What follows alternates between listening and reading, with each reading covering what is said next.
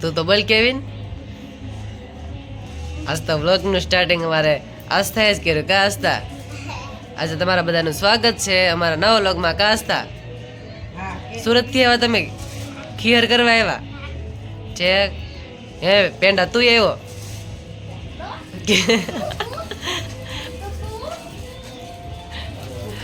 Video ચાલુ છે હો, તું આવી જાય વિડીયોમાં. આપણા ઘરે ખીર જેવું કેમ બાસ કાંઈ લાગતું નથી? એવું છે. અત્યારે જો મસ્ત જમવા બે ગયા છે ને જમવામાં આજ તો ઊંધિયું બનાવ્યું છે. કા મમ્મી? તૈયાર લાવ્યા ઊંધિયું, રોટલી ને એવું બધું છે. નિરાતે જમી લેવી.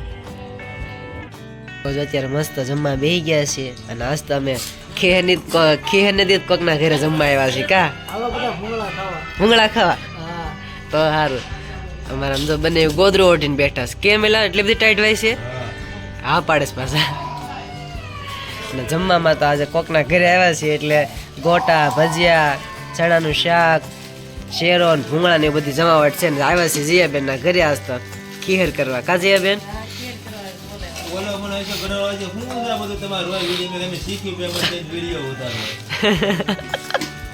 શીખવાનું છે અમારે. કા ત્યારે બધા વાળું કરવા બેઠા છે. નિરાતે બધા વાળું કરી લેવી. એટલે તારે કેમ થાળી નકરો આવું જ છે? ભૂંગળા જ ભાવે છે. જીયાબેન ના વાળ ઘરેથી તમે વાળું કરીને વેવા હતા ને અત્યારે મારી મમ્મી જાય પથારી કરે છે. કાબા આપણી ખીર કેવી ગઈ ગામડાની? બહુ મજા આવે એવું દેખે હતો. પણ આપણે તો કઈ પતંગ બતંગ ચગાવતા નથી.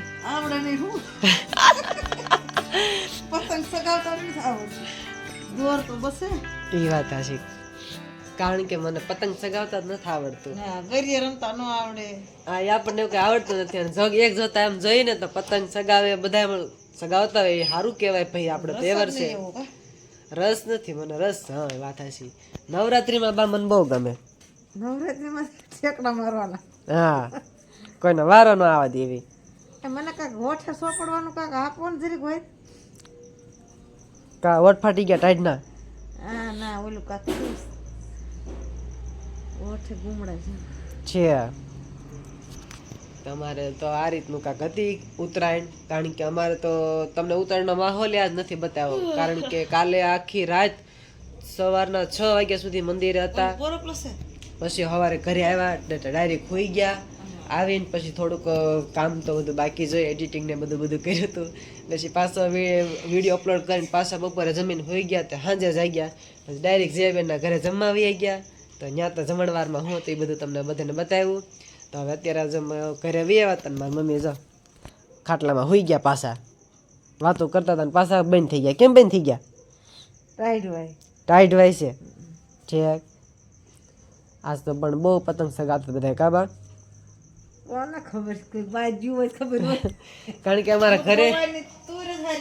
કારણ કે અમારા ઘરે જ તે બધાને કોઈ પતંગનો ને બહુ કાંઈ ઇન્ટરેસ્ટ નથી. કારણ કે અમારે કેવલ હોય તો ધૂમ મચાવે. પણ એ લોકો બધા સુરત છે. કારણ કે મારા ભાઈને બહુ ગમે પતંગ ને એવું બધું ચગાવવાનું ને એવું બધું બહુ ગમે. એટલે એ બધા સુરત છે એટલે સુરત સિટીમાં બધા જલસા કરે. અને અહીં અમારા ઘરે એવું કાંઈ છે ને કાંઈ ઉત્તરાયણ જેવો કાંઈ માહોલ થયો તો બરાબર જેવું કાંઈ આપણને આવડતું નથી પતંગ ચગાવતા બરોબર.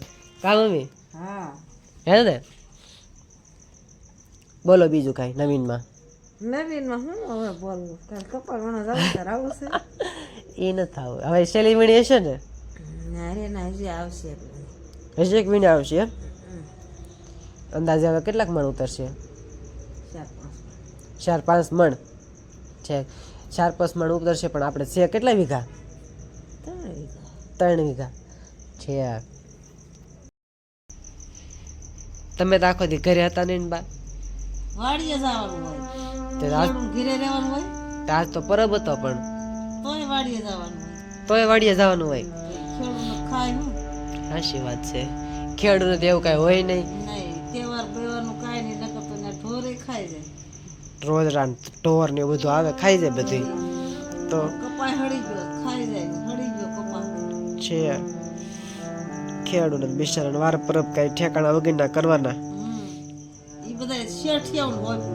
શેઠે નોય પૂછે વાર તહેવાર કરવાનો શેઠિયા આરામથી કરે આપણે તો આય હોય કરવાની હોય એમાં તે ખેડૂ એક વાર પરબ હરખો કરી શકે નહીં, ખેતરમાં કેટલી ધ્યાન રાખે, કેટલી મજૂરી કરે, ટાઢ તડકો વરસાદ બધું, કઈ વધે નહીં. છેલ્લે કાંઈ વધે નહીં, અને છેલ્લે બાકી જે કાંઈ વાવેતર કર્યું એનો ભાવ તો આવે નહીં. જ્યારે ખેતરમાં વાવે ત્યારે ભાવ ડબલ હોય, અને જ્યારે ડબલ હોય, બિયારણનું ડબલ ના દેવાના. ખેડૂતની આવી કહાની છે કાંક તો ધીરે ધીરે. મરી જાય ખેડૂત શું કરે? તો દાડિયા માથે લટકે. ઊંધામાંથી લટકે. હમણાં ડુંગળીનું કેવું છું તો ખબર છે ને તમને? એ બધામાં એવું જ છે, ડુંગળીમાં, કપામાં, જીરામાં. જીરું અત્યારે બળે છે હા. તો શેણામાં વરસાદ આવ્યો તો ખાર ધોવાઈ ગયો, કપા હળે છે, લ્યો. ઘઉંમાં ઘઉંમાં એળ્યું છે. ઘઉંમાં એળું છે. શું લેવું? હું લેવું, હું કરવું, હું લેવું, તોય કાંઈ પરિવાર હારે કાંઈ હરખું રહેવાનું નહીં, વાર પર કાંઈ તો કરવાનું. એ બાસકા જ ભરવાના. અને પેલા તો હીરા ઘસતા હોય, તૈયાર પગાર આવે, મોજ થી રે, હૃદય ક્યાંક ફરવા જાય. પણ ખેડૂત છે તો બીજા બધાય છે. જય ભાવ કિસાન. પૂરો આપવો જોઈએ ને, પણ ખેડૂત છે તે. એટલે જ ગાંધી બાપુએ કીધું છે જય જવાન જય કિસાન. ખેડૂતની વાતો તો આપણે કરી બા, એ તો હાલા જ કરવાનું છે. પણ આપણે મેન વસ્તુ કે આપણે ખીહર, આપણે ગામડાની ભાષામાં ખીહર કેવી, અને સિટીના લોકો છે બી એને બધા ઉત્તરાયણ કહેતા હોય, અને હાસી ભાષા મકર સંક્રાંતિની છે, બધી રીતે અલગ અલગ બધા ભાષા કહેતા હોય. તો આપણે આપણી ભાષામાં જ વાત કરવી કે ખીહરમાં આપણે કઈ રીતે ઉજવણી કરતા હોય. આપણે ગામડામાં તો પતંગ નાના છોકરા સગાવતા હોય ઘરે, પછી જો ખીચડો બનાવે, હા પછી શેવડી લાવે, હા ખજૂર લાવે, પછી મમરાના ને એવા લાડવા બધા બનાવે. છે.